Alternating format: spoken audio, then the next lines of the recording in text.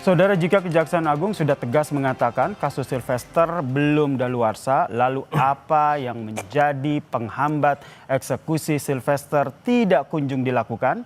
Benarkah keberadaan Sylvester begitu sulit untuk terlacak? Kita bahas bersama dengan sejumlah narasumber yang telah hadir di studio Kompas TV. Ada Waketum JP, Bang David Pajung, dan juga tim advokasi anti kriminalisasi, akademisi dan aktivis, Mas Ahmad Kozinuddin. Selamat petang, Bapak-bapak. Ya, Mas Yasir. Sehat ya, Bang? Sehat, kuat selalu. Oke, saya ke Bang David dulu. Bang David, kalau kita lihat kan Kejagung sudah berkali-kali minta agar Sylvester punya itikat baik untuk menyerahkan diri. Apalagi yang pertama, alasan PK maupun daluarsa kasus tidak lagi relevan untuk menghindari eksekusi penahanan. Kenapa sih, Bang, Sylvester udah hadapi saja konsekuensi hukumnya? Ya, pertama kalau pertanyaan itu pasti kembali kepada dua hal ya. Pertama kepada yang bersangkutan, sahabat saya Sylvester. Yang kedua pada penasihat hukum beliau. Nah, kapasitas saya ini sebagai teman, sebagai aktivis Bara JP yang sama-sama berjuang dalam banyak hal. Nah, kalau pandangan saya begini ya, tentu ini harus diuji. Pertama, diskresi penahanan penangkapan itu ada pada kejaksaan. Nah, tetapi kejaksaan juga tentu punya pertimbangan-pertimbangan narasi-narasi hukum yang dijadikan argumen atau landasan kenapa sampai hari ini belum diambil atau belum ditahan. Nah, saya pikir kalau pernyataan kawan Lekumanan sebagai lawyersnya Sylvester kan bahwa Sylvester ada di Jakarta, nggak kemana-mana. Nah, pertanyaannya kan kenapa kejaksaan? Nah, diskresi ada pada kejaksaan. Tetapi yang saya mau katakan, kejaksaan pasti punya pertimbangan hukum. Satu, apa yang disampaikan oleh lawyersnya Sylvester soal kadaluarsa berdasarkan pasal 84. Itu menurut argumentasi hukum oleh lawyers. Yang kedua, kalau menurut saya mungkin ini yang memang menjadi pertimbangan. Pertama, ada keputusan peraturan kejaksaan nomor 15 2020. Ini terkait soal RJ, Restoratif Justice, yang bisa jadi karena sudah ada pertemuan yang selalu disampaikan baik oleh Sylvester maupun penasihat hukum bahwa ada pertemuan dengan Pak JK sendiri ya. Di kantor Pak JK ada pertemuan permohonan maaf dan itu diselesaikan, ada saksi-saksi orang-orang dari NTT maupun tokoh-tokoh yang hadir ketika itu ya. Ada 3 orang ya. Ada Pak Mekeng, anggota DPR RI dari NTT, ada Pak Sofian Wanandi yang merupakan sahabat Pak JK juga, dan ada satu lagi tokoh buruh siapa si dari NTT ini yang agak gempal, teman juga. Nah, itu yang menjadi saksi. Nah, menurut Sylvester kami sudah bertemu dan bermaaf-maafan. Nah, RJ ini adalah sebuah proses untuk menghilangkan proses hukum setelah ada permohonan maaf, ada penerimaan maaf, dan itu bagian dari membangun rekonsiliasi antara korban maupun dengan yang ditersangkakan, dan menurut penasihat hukum itu sudah terjadi. Saya pikir tapi kan ini salah satu maaf saya potong, tapi kan restoratif justice itu kan sebelum putusan, ini kan putusan sudah ada. Ya, pertanyaan saya tadi kan kenapa nggak hadapi saja konsekuensinya gitu. Nah, gini, restoratif justice itu sudah ada jurisprudensi, ada beberapa case ya. Ada di Boyolali, ada di Banyumas, beberapa orang yang kedapatan mencuri lalu kemudian sudah proses sidang apa segala macam, sudah terdakwa, tetapi dipertemukan, difasilitasi dan ada permohonan maaf, korban menerima, selesai. Dianggap kasus itu selesai. Ini jurisprudensi loh. Ya. Jadi itu bagian dari proses hukum. Saya pikir itu salah satu landasan. Tahan sampai di situ. Gimana, Bang? Jadi saya ingin luruskan ya, janganlah masyarakat dibikin bodoh ya dengan statement yang kita menambah bencana 2 kali. Bencana pertama kita lihat negara kita tuh kalah dengan seorang terpidana. Bencana yang kedua, masyarakat menjadi bodoh karena seolah-olah tindakan jaksa mengeksekusi itu keliru. Karena dianggap misalnya tadi sudah daluarsa lah, kedua ada restoratif justice lah, dan seterusnya. Dan harus dibedakan namanya jurisprudensi dengan preseden. Kalau presidennya ada, iya, tapi belum sampai putusan, belum menjadi jurisprudensi. Jadi ada perbedaan nomenklatur antara preseden. Dan itu juga perlu dipertanyakan. Presidennya seperti apa, kasusnya seperti apa. Dan yang jelas kalau bicara tentang restoratif justice itu pra penuntutan kalau itu di jaksa. Kalau di polisi pra penyidikan. Tidak bisa kemudian ini sudah vonis, sudah inkrah, jaksa lalai. Nah, justru saya malah kasihan kepada negara kita. Hari ini seolah-olah kita harus melakukan redefinisi tentang apa itu pengertian negara.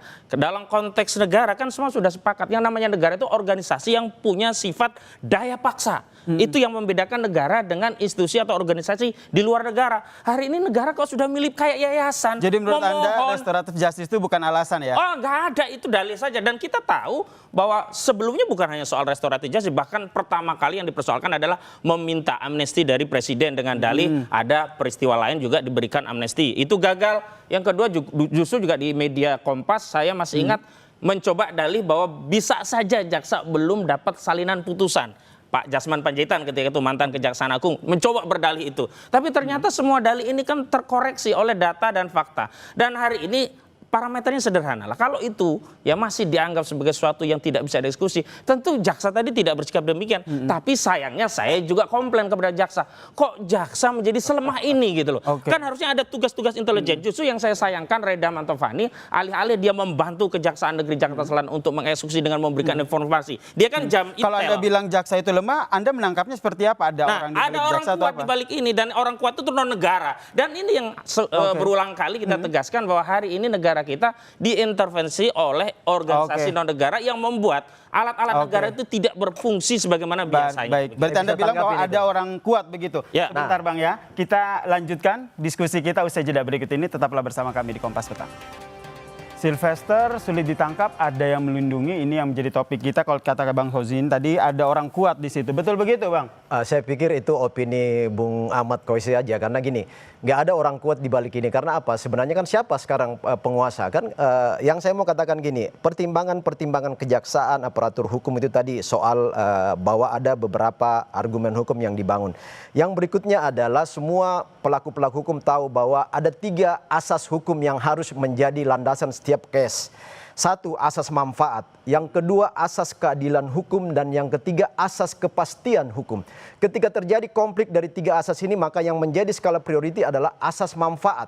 Asas manfaat apa dari case ini? Case ini terlalu kecil karena ini menjadi case person to person. 2 oknum, 2 tokoh yang tidak ada kaitan dengan publik. Kalau terlalu kecil, kenapa nggak Bang Sylvester hadapi saja begitu? Kenapa menghilang dan sulit sekali ditemukan? Kecil dalam arti ini bukan kasus publik, ini bukan kasus kebijakan publik, bukan kasus extraordinary crime ya, yang menjadi perhatian dan kepentingan publik. Karena ini 2 person saja yang katakanlah kalau 2 person padahal sudah bertemu, sudah berdamai. Nah, sekarang ini diangkat karena mungkin dari case-case bahwa ini kok belum ditangkap. Nah sekarang ini kan bolanya saya katakan ada pada eksekutor kejaksaan. Nah ada landasan-landasan hukum yang dibangun oleh kejaksaan untuk belum melakukan eksekusi. Karena tadi ada perjan, ada ke Jampidun punya arahan, keputusan ya, ada edaran Jampidun, ada perjan yang terkait RJ. Jadi semua itu menjadi pertimbangan-pertimbangan kejaksaan dan ini bukan kasus publik, kasus 2 orang yang tidak bersangkut paut dengan kepentingan publik. Itu asas manfaat. Alasan-alasan hukum. Pasti. Tidak Saya yakin itu pasti. Ya, itu kan dalih saja. Sebenarnya kalau kita kembali kepada 3 asas hukum tadi, yang pertama tidak ada manfaatnya kok membiarkan Sylvester itu terus berkeliaran. Berbahaya karena dia sudah terbukti inkrah melakukan fitnah terhadap mantan Wakil Presiden Republik Indonesia. Yang kedua, tidak ada kepastian hukum kalau tidak segera dieksekusi. Bagaimana kita rakyat mau mencari keadilan jika pada akhirnya putusan itu tidak bisa dieksekusi? Yang terakhir, persoalannya adalah di mana sih kita akan berdiri di Republik ini? Ini kan soalnya kan sederhana, eksekusi selesai. Tapi tadi saya tegaskan, kenapa ini menjadi susah? Ini adalah orang besar. Kenapa? Narasi dijadikan ini hal yang kecil. Pada saat yang bersama, kalau kita bicara kasusnya hanya fitnah, Saudara Joko Widodo merasa difitnah, dia juga bikin laporan.